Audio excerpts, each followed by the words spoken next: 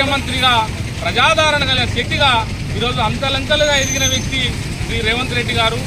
ఈరోజు రాష్ట్రంలోనే కాదు ఒక దేశంలోనే చేసి ఉన్న లీడర్ రేవంత్ రెడ్డి గారు.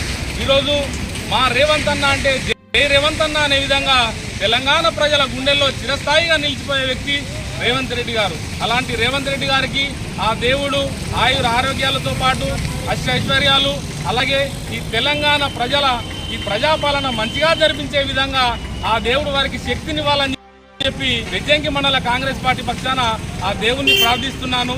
జై రేవంత్.